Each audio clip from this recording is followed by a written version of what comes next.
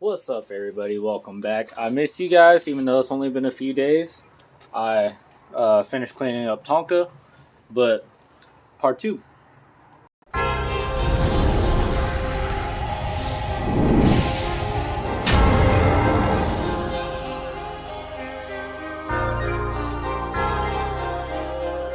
Alright, guys, so first things first, I gotta get out of all this drip, all shiny, all clean, all bright, and I do not want to get this dirty.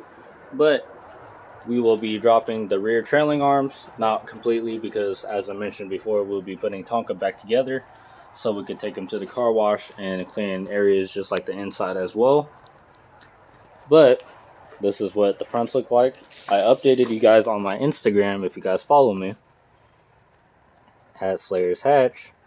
All the areas that you still see with tar and grease, I'll get that later.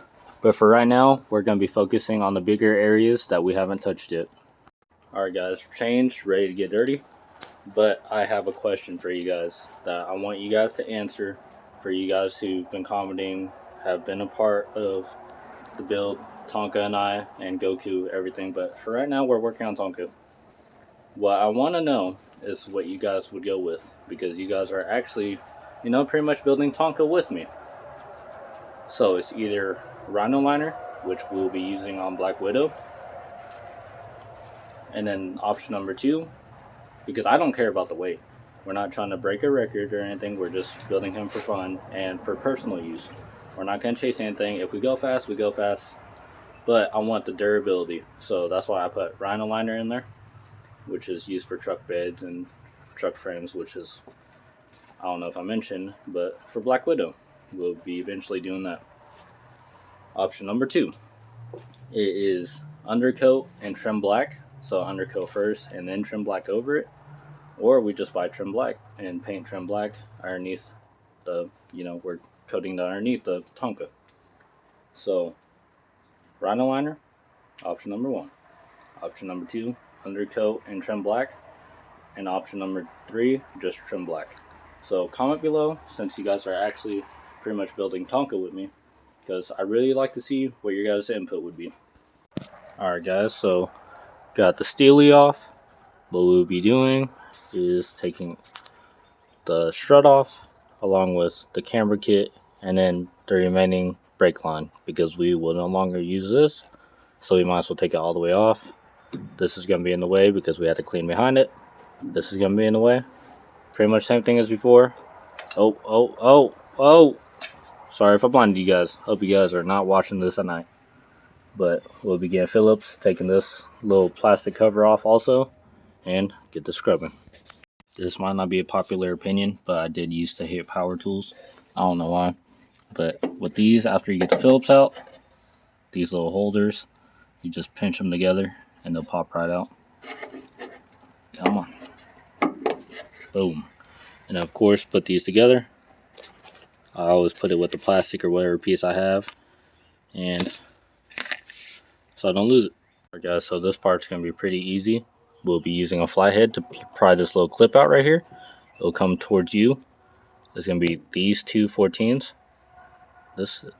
Okay, the focus looked like it was going off for a second. Then there's going to be this 14 and this 14. This one's to the trailing arm, and this one is to the bottom of the strut. And to get the strut out, we go inside the hatch.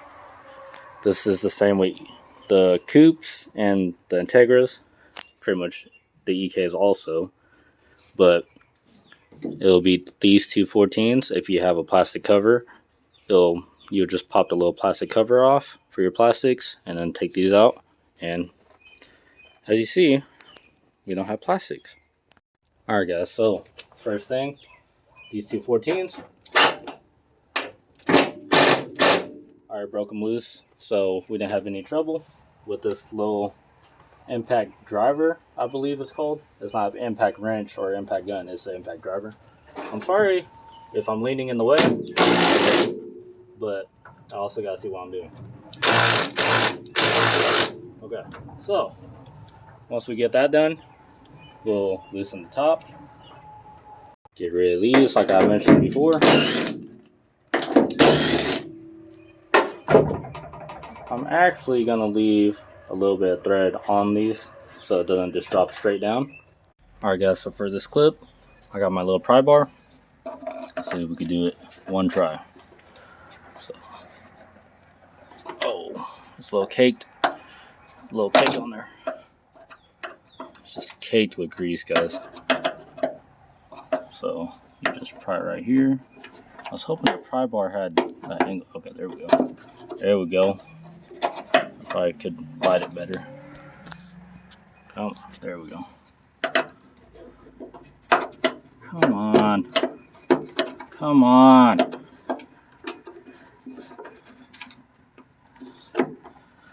Alright, I gotta do this off camera. It's almost there, but it's just corroded. Alright, I thought about something. So since I don't have full leverage right here, boom. There we go. Now, this should be, I think this goes straight down. I'm pretty sure you just tap this straight down. Where's my mallet?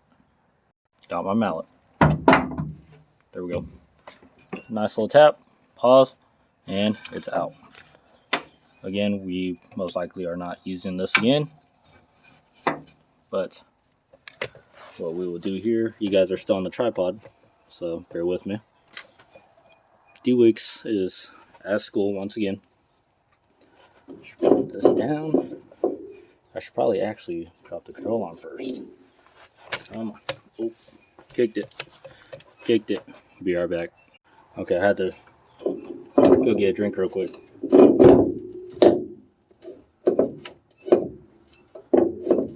Come on. Almost there. I was hoping this would just drop down. Like that. You just pick it up, because I was just trying to swivel this out first and it won't come loose. I also loosened this one a little bit so the arm can swivel. There we go. Problem solved.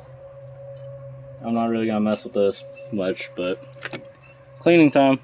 Alright, so pretty much same thing as we did before.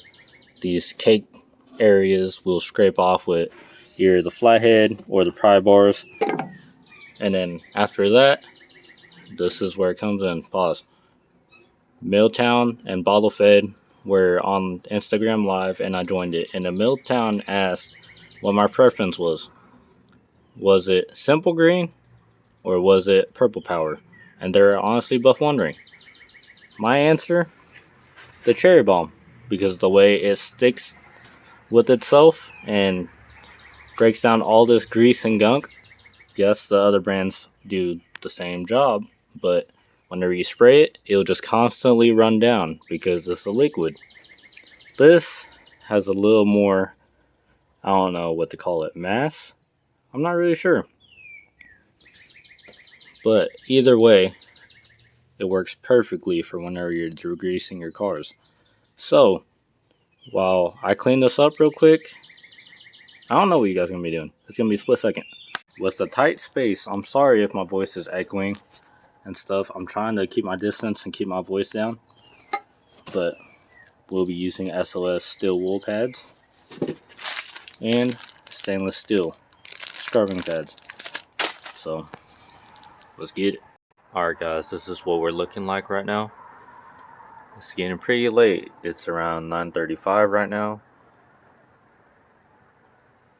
But this is a lot more work than the front fender well. So, I don't know when the next vlog's gonna be, but I still had to clean up this side along with the driver's side before we move along to the bottom of the car. So, this will conclude this video. Thank you guys for watching.